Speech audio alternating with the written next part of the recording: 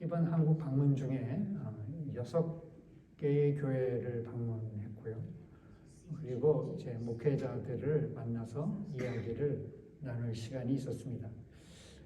그런데 교회 상황에 대해서 물어봤을 때 목회자들의 대부분이 지금 한국 교회가 위기 가운데 있다, 어려움이 있다라고 이야기했습니다. 우선 코로나로 인해서 교회가 한 30% 정도 그 숫자가 이렇게 감소됐다고 합니다. 그런데 더 큰 문제는 그 감소된 30%가 작년보다는 젊은이들과 그리고 청년들이 다시 교회로 돌아오지 않는다고 합니다.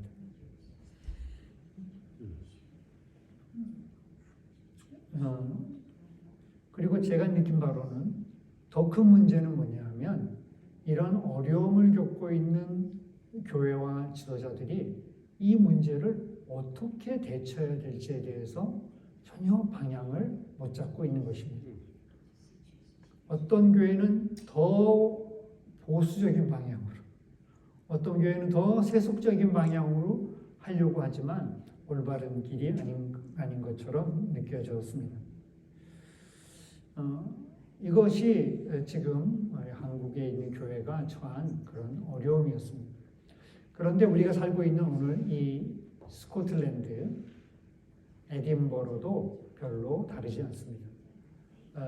에딘버러에 있는 목회자들하고 만나서 이야기를 했을 때 에딘버러 안에 Born Again Christian이 3%라고 이야기했습니다. 다시 말하면 97%의 사람들은 교회를 다니지 않거나 교회에 관심이 없거나 아니면 교회를 어쩌다가 다니는 그런 상황인 것입니다. 이미 기독교가 영국에서 소수가 되었습니다. 교회가 어렵고 교회가 위기에 처해 있습니다. 그런데 오늘 성경을 보니까 이런 일들이 지금에만 일어난 것이 아니라 교회가 처음 시작됐던 초대교회도 동일한 일이 있었습니다. 우리 19절을 같이 한번 읽어보겠습니다. 19절 시작. 그때에 스데반의 일로 일어난 환난으로 말미암아 흩어진 자들이 안디옥까지 이르러 유대인에게만 말씀을 전하는데, 여기 보니까 그때에 환난으로 흩어진 자들, 여기 환난, 당시의 교회가 유대교로부터 환난을 당하고 핍박을 받기 시작했습니다. 예수를 믿기만 하면, 믿는다는 얘기를 하면 잡혀가거나 감옥에 갔습니다. 이런 어려운 상황이었기 때문에 이 사람들이 이것을 피해서, 이 환난을 피해서 다 도망간 겁니다. 다 다른 나라로 피신을 한 거죠. 피난을 간 것입니다. 이것이 그 당시 교회의 상황이었습니다. 자, 그런데 참 놀라운 거는 교회가 어둠 가운데 삼킨 바 된 것 같습니다. 교회 상황이 너무 어려졌습니다. 교회에 사람이 없거나 교회를 다니면 핍박을 당하는 이런 상황이 됐습니다. 그런데 하나님께서는 놀라운 것은 그런 어둠 속에 있는 교회를 통해서 또 다른 세계를 준비하셨다는 것입니다. 우리의 상상으로는, 생각으로는 상상도 못할 일입니다. 교회가 어려움을 당했어. 위기야. 그러면 큰일 날 것 같은데 하나님은 그것을 통해서 또 다른 세계를 그 어둠 속에 준비했습니다. 여러분, 교회 역사에 이 안디옥 교회, 오늘 본문은 안디옥 교회의 설립 과정인데, 이 안디옥 교회가 가장 중요한 역할을 한 교회로 기록될 것입니다. 왜냐? 안디옥 교회는 첫 번째로 이방인들에게 복음을 전한 교회입니다. 안디옥 교회는 두 번째로 처음으로 그리스도인이라고 칭찬을 받은 교회입니다.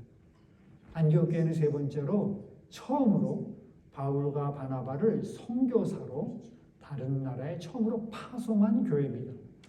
교회의 복음의 물고 선교의 첫 발걸음을 내딘 그런 교회입니다.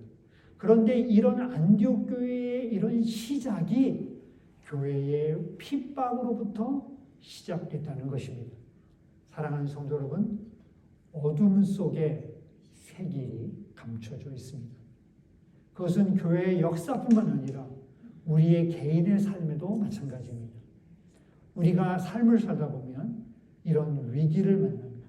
어둠을 만납니다. 두려운 일이 생깁니다. 문제가 생깁니다. 그러나 여러분, 우리가 반드시 믿어야 될 것은 그 가운데 하나님께서는 세계를 준비해 주셨다고 하는 것입니다. 여러분 잘 아는 대로 사도 바울도 예수님을 처음 만났을 때 눈이 보이지 않았어요. 어둠 속에 3일 동안을 보지 못했어요. 그리고 3일 후에 눈에서 비늘 같은 것들이 떨어지고 그리고 나서 사도 바울은 새로운 이름, 새로운 사명을 받았습니다. 요나를 아시죠? 요나가 하나님을 거역해서 바다를 건너가다가 물고기에게 삼켰어요. 삼키고 물고기 뱃속에 3일 동안 있었어요. 그리고 3일 후에 그는 새로운 사명을 받고 세계를 갔습니다. 여러분, 예수님은 어떠십니까? 십자가에 못 박혀 죽으시고 그리고 사망과 어둠 속에 3일을 계셨습니다. 그러나 그 3일 그 어둠이 나중에 어둠은 결국 빛으로 부활하심으로 새로운 부활의 길이 열렸습니다. 사랑하는 성도 여러분, 먼저 우리가 믿어야 될 것은 우리는 세상이 말하는 의견, 여론, 세상이 말하는 것이 아니라 세상의 분위기가 아니라 교회가 아무리 어두워도 우리의 삶이 아무리 어려움이 와도 그 안에 세기를 두시는 하나님의 섭리를 믿는 우리 모두가 될 수 있기를 바랍니다. 아멘. 아멘. 이런 사람들이 안디옥 교회에 있었습니다. 자, 오늘 성경 말씀을 제가 다시 볼게요. 그때 스데반에 일어난 환란으로 말미암아 흩어진 자들, 이 사람들은 복음의 종교의 신앙의 자유를 찾아서 예루살렘이나 유대 땅을 떠나서 헬라의 땅 안디옥이라고 하는 곳까지 피난을 온 사람들입니다. 요즘으로 말하면 신앙의 자유를 찾거나 혹은 종교적인 자유 혹은 정치적인 자유를 찾아 다른 나라에 사는 레퓨지, 곧 난민과 같은 사람들입니다. 환란으로 인해서 흩어졌다. 저는 이 말씀을 딱 들었을 때 이게 남의 얘기가 아니라 바로 우리 얘기구나. 우리가 바로 흩어진 자들 아닙니까? 이 사람들이 다시 자기의 고향, 친척, 고국을 떠나서 외국 땅에 이렇게 나와 살듯이 우리도 다 고향, 친척, 고국을 떠난 사람들입니다. 물론 이유는 여러 가지 다르지만 다 그렇습니다. 루비도 여기 있지만 what is your reason to left your country, to leave your country and then move to here? The same as everybody else. Good life. The same as everybody else. Good life. Good life. Living. Yeah. Yeah. Good life, yeah. And because my husband is from here. Okay. Yeah. Yeah. 그리고 우리 또 정치적인 자유를 찾아 이곳에 오신 권미정 성도님은 왜 이곳까지 이렇게 흩어져서 이곳까지 오셨습니까? 그러니까 홍콩이 중국 공산화되고 있어서 그 아이들의 언론의 자유가 없어지는 게 이제 아이들의 미래를 위해서 왔죠. 미래를 위해서 아무래도 그러니까 큰 신문사도 문을 닫고 중국에 대해서는 전혀 발언을 못하는 그런 시점이 지금 더 심각하고요. 예.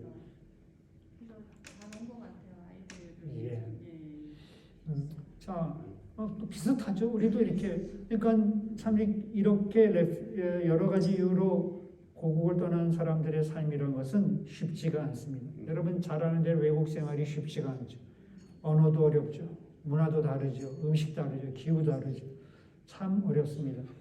그런데 오늘 이렇게 어려운 살던 터전을 떠나 외로운 그런 타국에서 살아가는 이 최초의 기독교인들, 안디옥 교회 교인들의 모습을 여러분 잘 보시기 바랍니다. 사실 우리가 이렇게 타국에 가게 되면 제일 먼저 하는 것은 어디서 살까? 집을 구하는 거죠. 뭘 먹고 살까? 직업을 구하죠. 아이들은 어떻게 할까? 학교를 구하죠. 이런 일들을 우리가 제일 먼저 합니다. 그런데 오늘 이 성경에 나온 사람들은 좀 달랐어요. 자, 성경 말씀 다시 한번 19절, 20절 말씀 한번 읽어볼게요. 20절 다 같이 시작. 그 중에 고브로와 고레네 몇 사람이 안디옥에 이르러 헬라인에게도 말하여 주 예수를 전파하니. 자, 이들은 무엇을 했습니까? 그렇죠. 이 사람들은 여러 가지 할 일들이 많고 해야 될 일들이 있었지만 제일 먼저 한 것은 헬라인들에게, 이방인들에게 주 예수를 전한 것입니다. 이것은 기독교 역사상 처음으로 유대인이 아닌 다른 나라 사람들에게 복음이 전해진 사건이고 놀라운 일입니다. 어떻게 이럴 수 있었을까? 저는 이 안디옥 교회를 세운 이 몇몇의 사람들을 좀 묵상해 봤습니다. 이렇게 먼저 다른 것보다 주 예수를 전하는 일에 우선순위를 둔 것은 그들의 마음속에 복음에 대한 감사와 감격과 그 진리에 대한 확신이 있기 때문에 그렇습니다. 자, 여러분 조금 이렇게 당시 유대교는 기독교를 핍박했습니다. 그래서 지금 이 기독교인들이 다 피난을 간 거죠. 처음에는 그렇지 않았어요. 처음에는 유대교가 기독교를 호의적으로 봤습니다. 그저 유대교의 한 분파로 생각했습니다.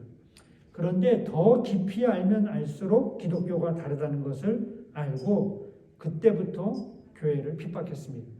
여러분, 유대교와 기독교의 차이가 무엇입니까? 다시 말하면 종교와 복음의 차이가 무엇입니까? 유대교는 어떻게 하면 구원을 받느냐 하면 내가 무엇을 하는 것. 죄송합니다.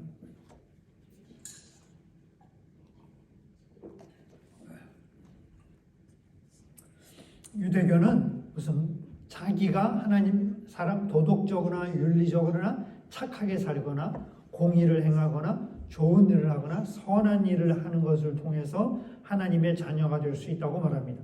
그런데 기독교는 다릅니다. 기독교는 내가 무엇을 하는 것이 아니라 나를 위해 이미 행해진 것으로 하나님의 자녀가 될 수 있다고 말합니다.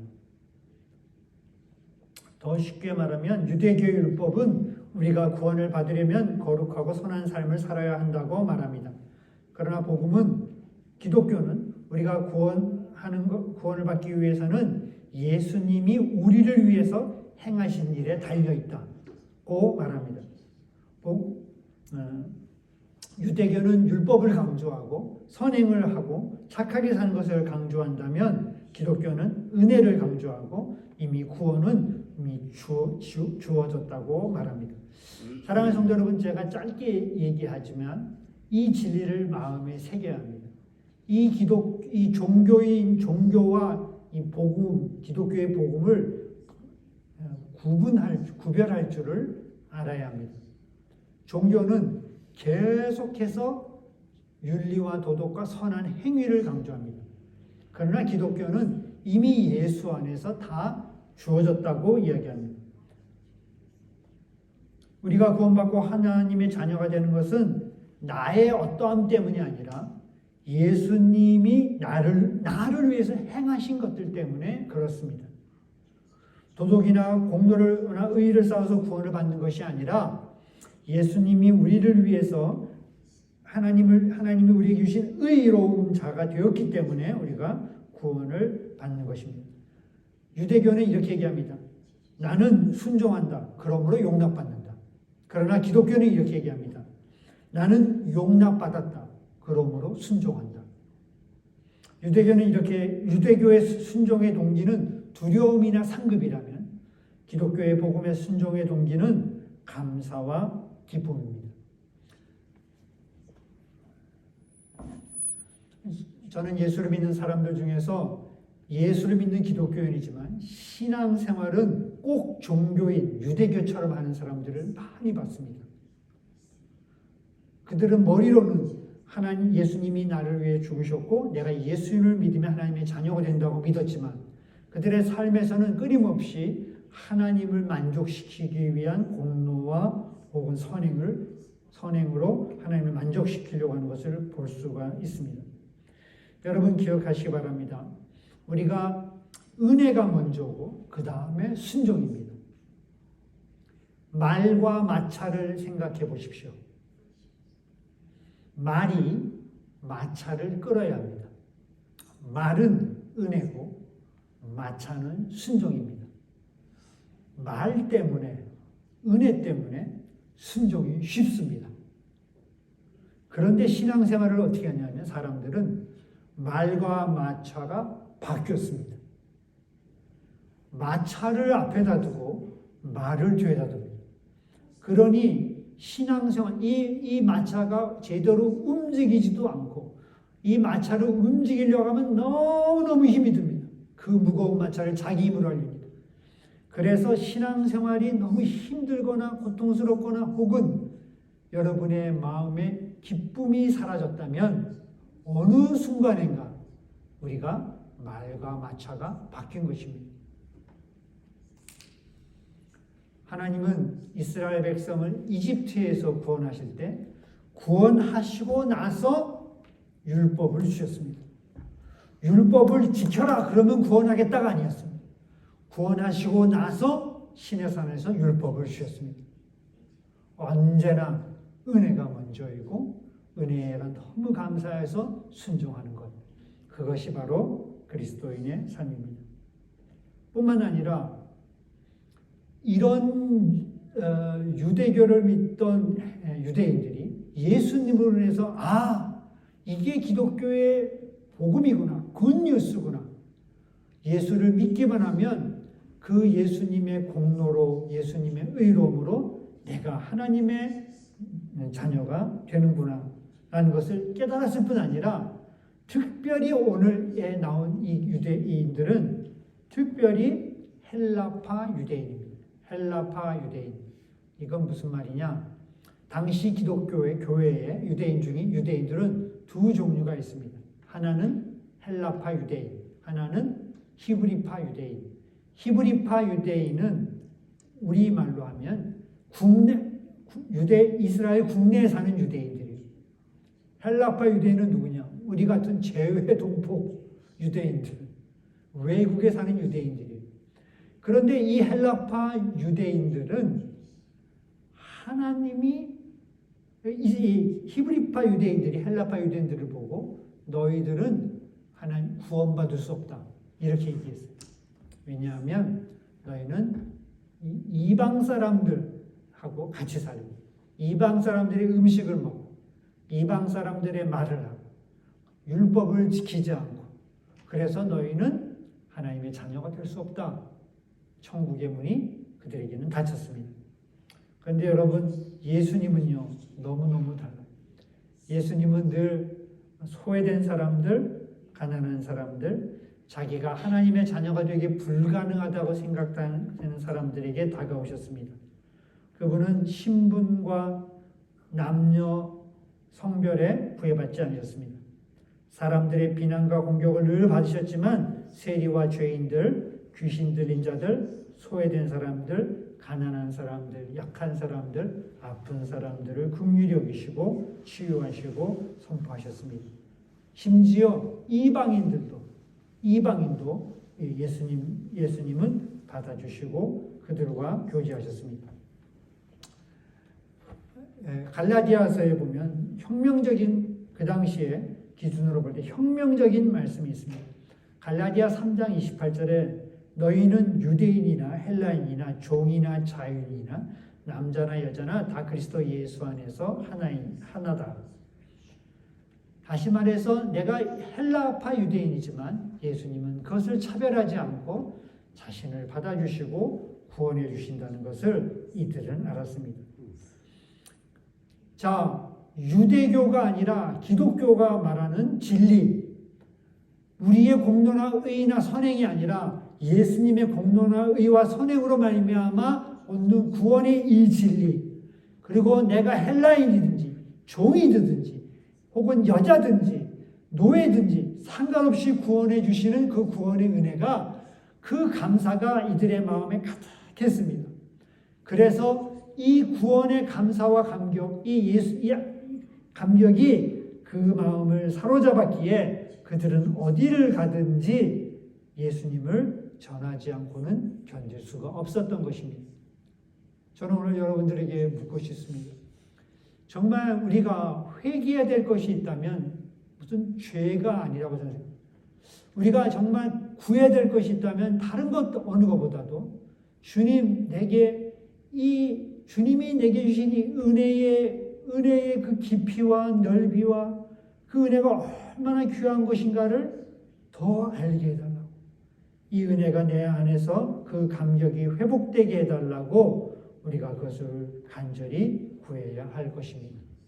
그럴 때 이 복음의 은혜가, 복음의 진리가 우리의 마음을 다 사로잡을 때, 정말 예수님이 주신 은혜가 나를 사로잡을 때 우리의 신앙생활이 기쁘고, 그리고 우리가 기꺼이 주를 위해서 자신의 전부를 순종할 수 있는 그 자리까지 가게 된 것입니다. 오늘 우리 사랑하는 성도님들, 이 복음의 감격과 감사가 모두 회복돼서 우리 뜨겁고 기쁘고 행복한 성도들 될 수 있기를 간절히 바랍니다. 마지막으로 하나만 더 얘기하고 마치겠습니다. 오늘 이와 같이 어둠 속의 세기를 연 사람들, 하나님의 새로운 역사들을 이루어간 사람들을 성경은 이렇게 얘기합니다.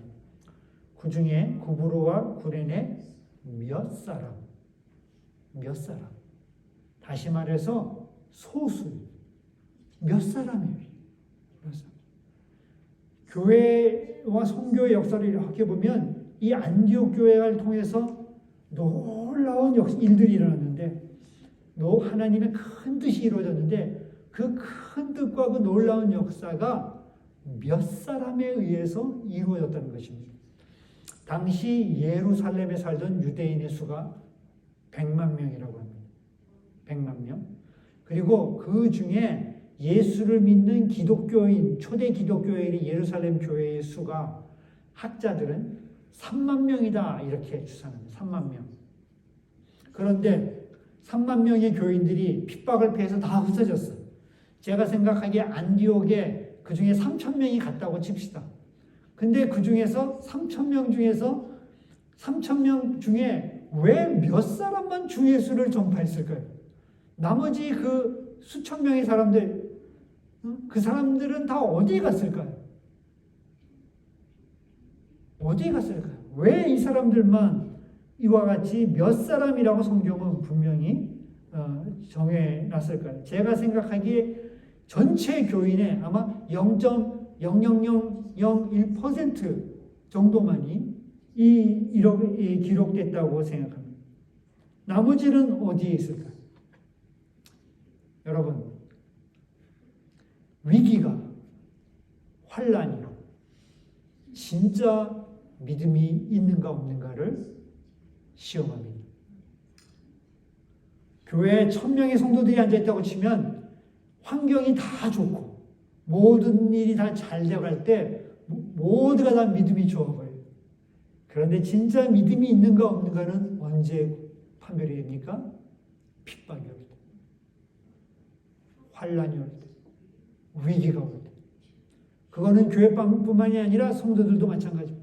개인의 신앙의 진짜의 모습은 그들이 위기 때 어떻게 반응하는가에 달려 있습니다. 성경은 이렇게 얘기하면 우리는 잠시 염려하지만, 우리는 잠시 염려할 수 있어요. 그러나 우리는 그 염려에 머물지 않습니다. 왜냐하면 우리는 하나님을 믿기 때문에 그렇습니다. 환난이 믿음을 시험합니다. 성경은 누가복음 8장 13절에서 이렇게 말합니다. 바위 위에 뿌린 씨는 말씀을 들을 때에 기쁨으로 받으나 뿌리가 없어 잠깐 믿다가 시련을 당할 때에 배반하는 자요. 예수님이 씨 뿌리는 비유를 할 때 씨가 바위 위에 떨어졌어. 그러면 그 씨는 잠깐 뿌리를 내린 것 같지만 싹 사그러들어. 이게 뭐가 같냐?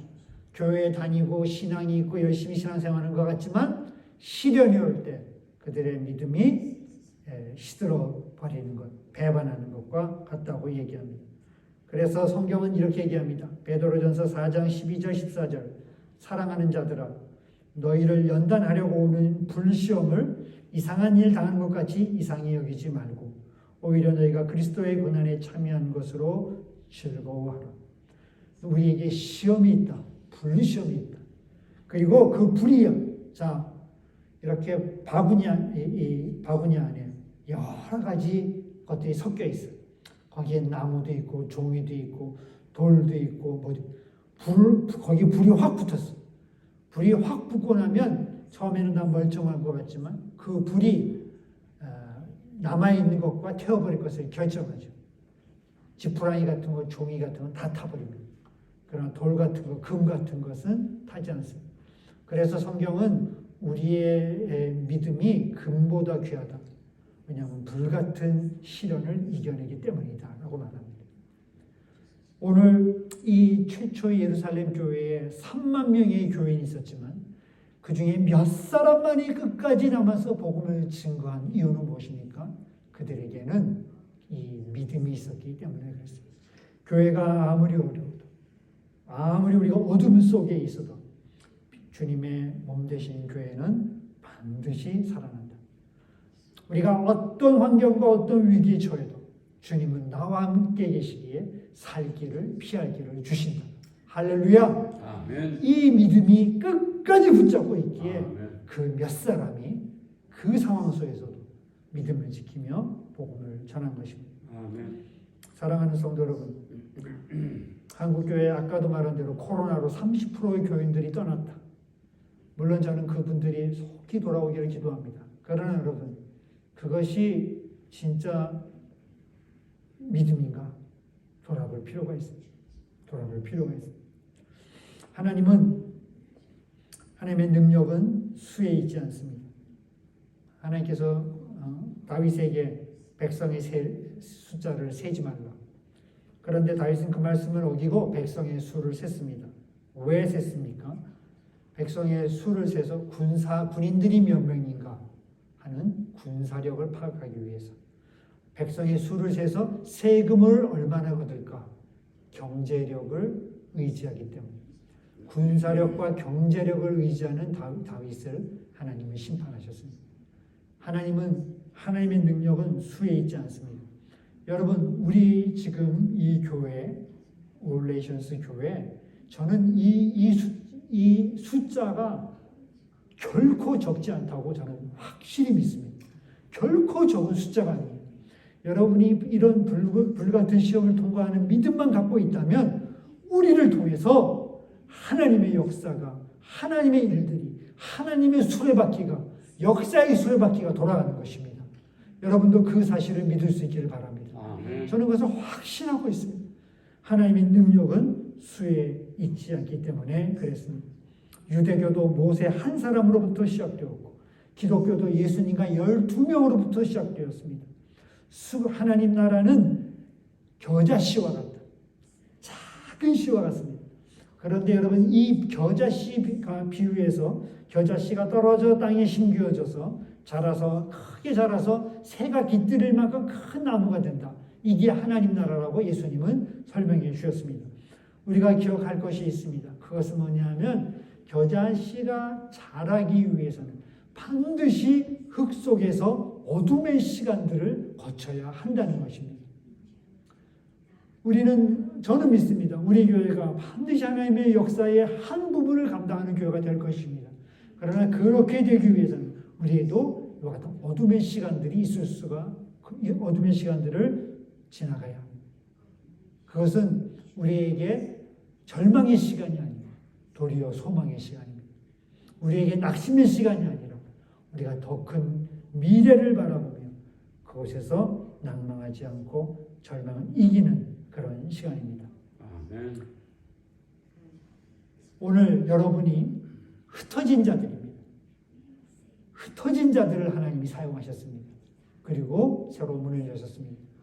오늘 여러분이 이곳 에딘버 스코틀랜드 에딘버러에 오기까지 하나님의 인도하심과 이유가 있다는 것을 믿으시기를 바랍니다. 아멘. 우연히 온 것이 아닙니다. 그냥 내가 뭐 이렇게 어쩌다 선택한 것이 아니고 누가 오라 그래서 온 것이 아니고 그것은 표면적인 이유. 그 뒤에 하나님의 감춰진 섭리가 있습니다. 오늘 그것들을 잘 찾아갈 수 있기를 바랍니다. 또한 이곳 에딘버러에서 우리 교회에 출석하게 된 것도 결코 우연이 아닙니다. 오늘 이 어둠 속에서 예수로 인해서 어둠을 이기는 교회, 어둠 속에서 새 길을 갈 수 있는 우리 올레이션스 교회와 모든 성도들 될 수 있기를 간절히 바랍니다. 아멘. 기도하겠습니다.